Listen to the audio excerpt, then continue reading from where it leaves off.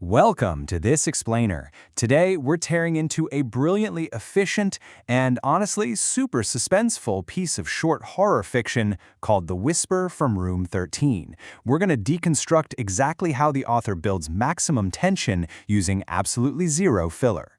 If you love seeing the raw mechanics of a perfect scare laid out clearly and logically, well, you are in the exact right place. Let's get right into it. Okay, let's dive into this. Right out of the gate, the story hits us with this incredible cold open quote: "Some doors should remain closed." This isn't just a throwaway line of dialogue, it is the ultimate rule of our story's universe. It instantly establishes this heavy, atmospheric warning. As readers, we know immediately what the boundaries are, and, more importantly, thanks to the unwritten laws of storytelling, we know for a fact they're absolutely going to be broken. Moving right along to Section 1, the ominous warning. Establishing the trap.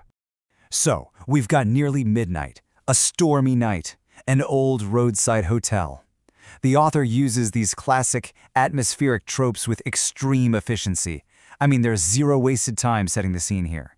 Before our protagonist, Alaman, even gets his room key, we are completely immersed in a setting that totally isolates us and just screams vulnerability. And here is where the psychological game truly begins, right? The rule of Room 13. The hotel receptionist gives this explicit restriction. You can stay anywhere except Room 13. Now, why is it that human nature always tempts us to investigate the forbidden? The exact moment we're told not to look at something, it becomes the literal only thing we want to see. This frames Amon's initial curiosity not as some foolish horror movie cliché, but as a deeply relatable human flaw. We've all been there. Let's jump to Section 2, the irresistible lure, the psychological progression. Just picture it for a second. Thunder echoing outside. And then, cutting right through the storm, comes a faint whisper from the end of the hallway. "Help me. Please, open the door." This voice, coming specifically from Room 13, serves as the ultimate chilling bait.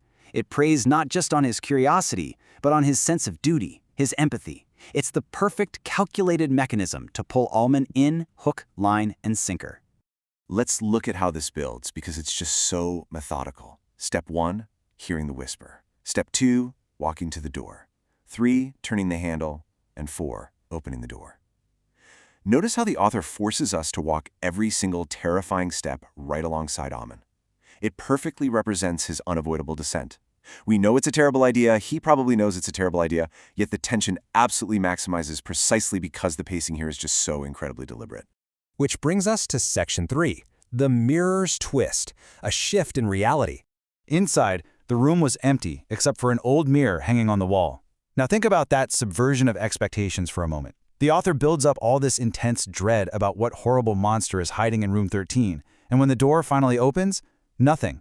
There is no physical beast waiting in the dark. There's just an old mirror, just his own reflection. It's a brilliant, brilliant moment of false relief. Now what's really interesting here is this horrific contrast. On the left, Amen froze, but on the right, it smiled. This side-by-side comparison perfectly illustrates the exact terrifying microsecond where reality fractures. Amen is completely still in a state of pure shock, but his reflection, his identical double, breaks the fundamental laws of physics and stops copying him.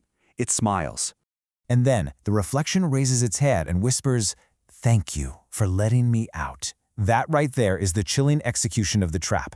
The voice Amen heard wasn't a victim locked in a room. It was the predator locked in the mirror. With this single line of dialogue, the switch is complete, and Amen's fate is completely, permanently sealed. No going back. All right, our final stop, Section 4, the chilling aftermath, consequence of the broken rule. The crucial point to understand here is how incredibly fast all of this unfolds. Just look at the timeline. At midnight, Amen checks in, everything is completely normal. During the night, Amen makes the fatal decision to open Room 13. By the next morning, the hotel staff finds the room locked from the inside, and Amen is simply gone. This maps out exactly how a protagonist's own active choices can lead to complete, inexplicable erasure over the course of just a single night. And this perfectly illustrates the lasting horror of the story. The room is locked from the inside, and a man has vanished without a trace, and a reflection desperately tries to get out. The author turns the narrative directly onto us in the final line, stating, "But if you look carefully into the mirror in room 13, it's a lingering, cyclical threat. The hotel's curse isn't over at all. It's just resetting, waiting for the very next curious guest to check in." Which leaves us staring into the glass with a deeply unsettling question. Who is really trapped inside the mirror in room 13? Is it Amen banging on the glass from some parallel dimension? Or is it something else entirely?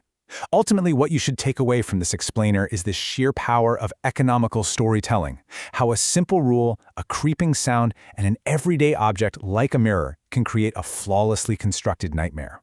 So think twice the next time you look at your own reflection in a dark, empty room, because it just might smile back. Thanks so much for joining me on this deep dive. Keep learning, and I'll catch you in the next explainer.